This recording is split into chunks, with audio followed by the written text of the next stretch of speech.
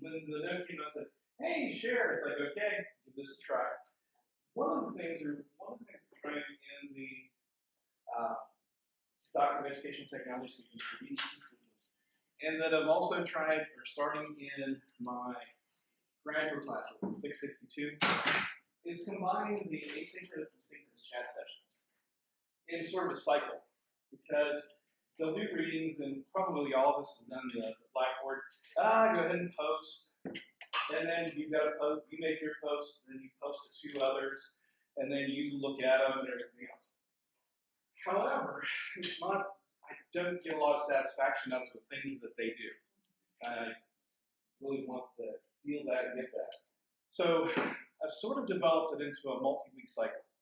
So they're still doing their 2 or 3 readings. They're still posting.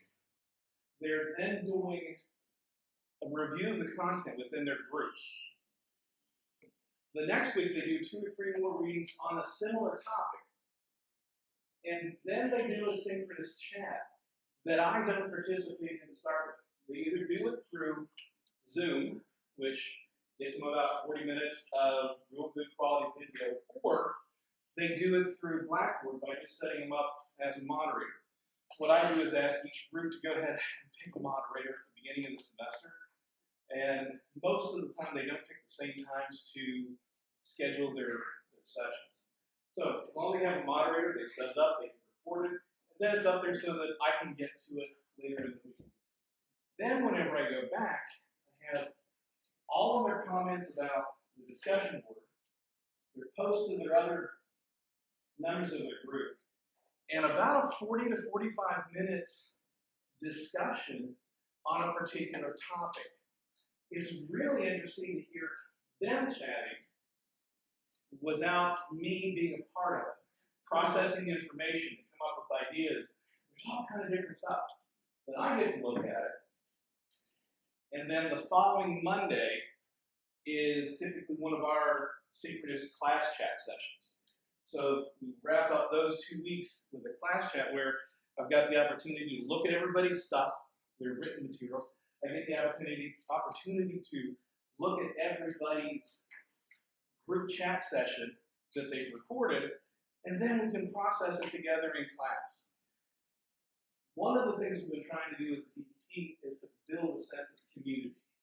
It's difficult to do in online settings, difficult to do remote locations. This is helping. The students are commenting about it. They're saying, okay, this is, as they caught on that it's a cycle, they understand that they've got, everybody's reading to begin with. In the synchronous chat section then, everybody has a role as a cooperative group project. You have a media specialist. The person responsible for posting the video for everybody to review. We have somebody who does, of the 4 people in the group, we have somebody who does concept map. We have somebody who does straight notes, and we have a facilitator assigned to generate the questions.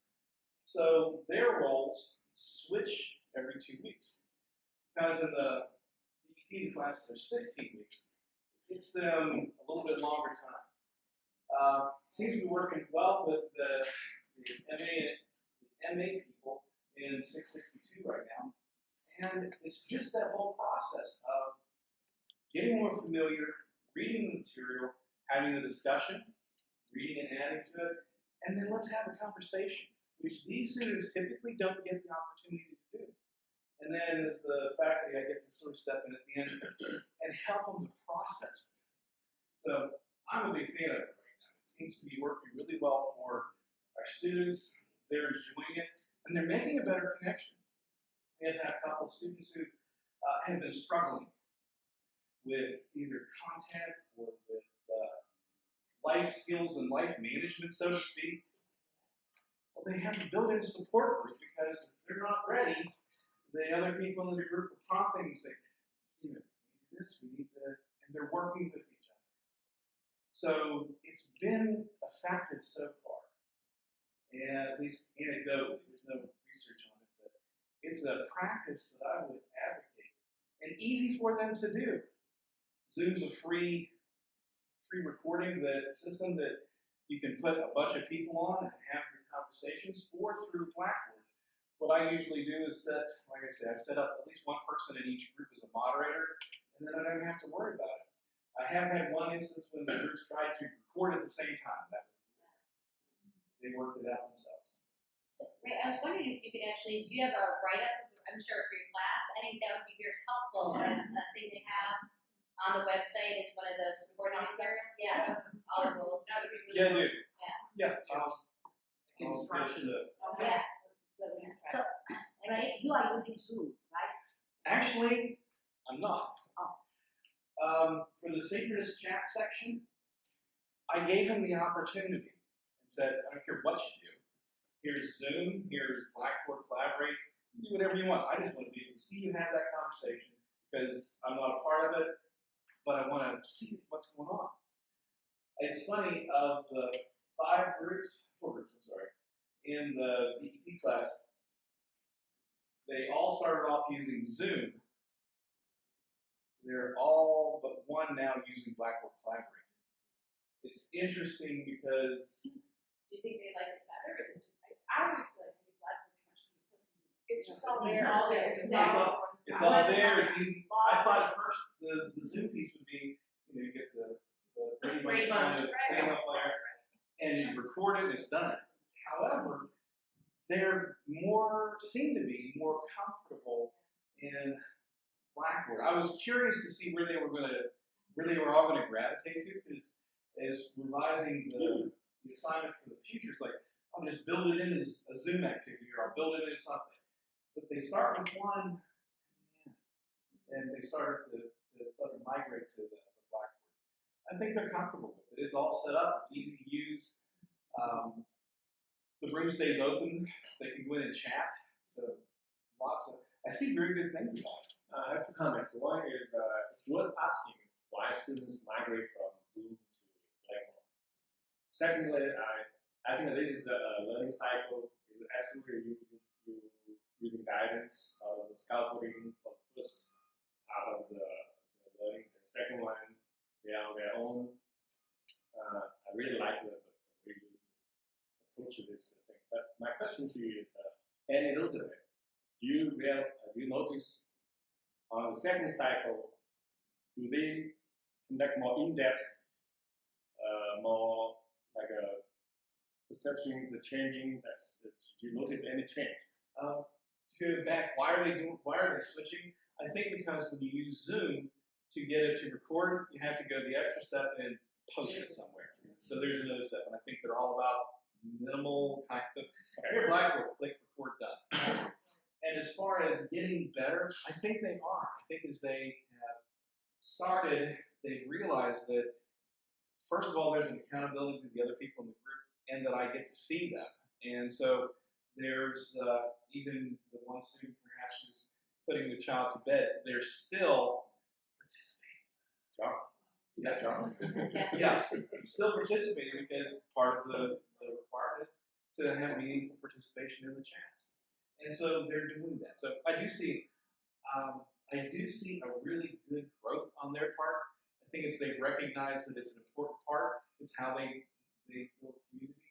And I think we've got some people who in particular really enjoy that interaction. So they sort of draw other people out, because the facilitator role, part of that is as they're going along, they do it at an agreed upon time.